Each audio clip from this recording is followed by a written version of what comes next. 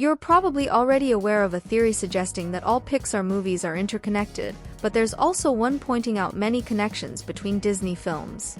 However, there's a theory that combines the universes of The Little Mermaid and Cinderella. This wild theory suggests that Ariel could be Cinderella's mother-in-law. Yes, you heard it right. So, stick around until the end of this video to discover all the details of this theory. You're on the Horse Animated channel, and I'm very glad you're here. This theory is quite old but rarely discussed. It suggests that Princess Ariel is, in fact, Cinderella's mother-in-law. The basis of this theory comes from a continuation within Cinderella's own universe, which is the third film. For those unfamiliar, Cinderella has sequels, with one of them considered one of the studio's best. Cinderella 3, A Twist in Time, tells the story of how the evil stepmother manages to steal the fairy godmother's magic wand and use it to travel back in time, specifically to the day Cinderella tried on the glass slipper.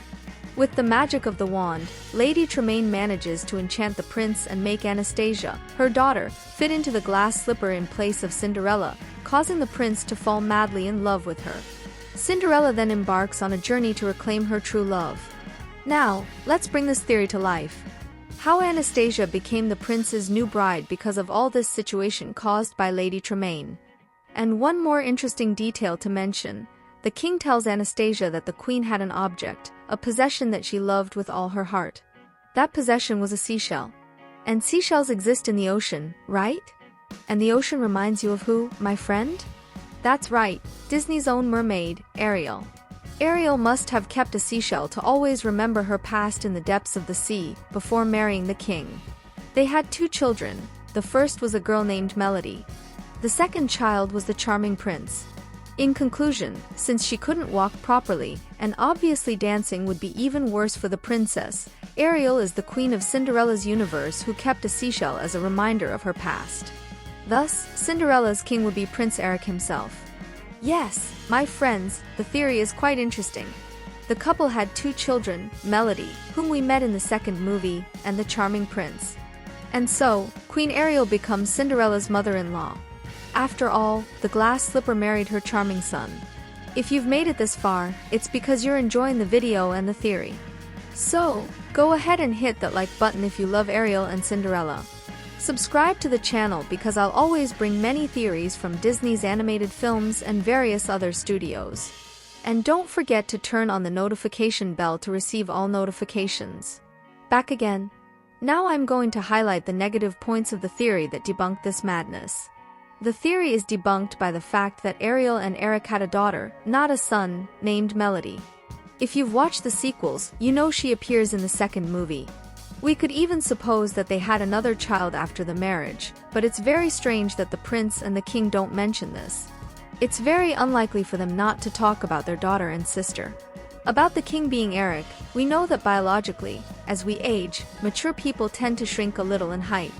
However, it's highly unlikely for Eric to be the king, he wouldn't be that short. Moreover, if you notice in the painting, the queen has fewer gray hairs than her husband, the king himself. This indicates that the queen was younger than him. Researching, we see that Ariel, in the first movie of The Little Mermaid, was 16 years old, and Eric was 18 years old, only a 2-year age difference. Another aspect is the color of the redhead hair of both. Because of the time period each film takes place in, it's obvious that there wasn't hair dye available yet to modify the tone, especially such a strong color like red. Ariel's hair is much more vibrant and shiny than the queen's. It's a pure blood red, while the queen's is a reddish-orange, resembling the most natural red we know. You could even dismiss it because it's a painting, and the paint could easily have faded over time. About the object of value, the shell couldn't belong to Ariel. When the king shows it to Anastasia, he specifically mentions that he met the queen on the beach and that the shell symbolized their meeting, their true love. It was a moment of love remembrance. And Eric and Ariel did meet on the beach, but there was no shell involved during the movie. Ariel proved she knows how to dance when she learned to use her legs.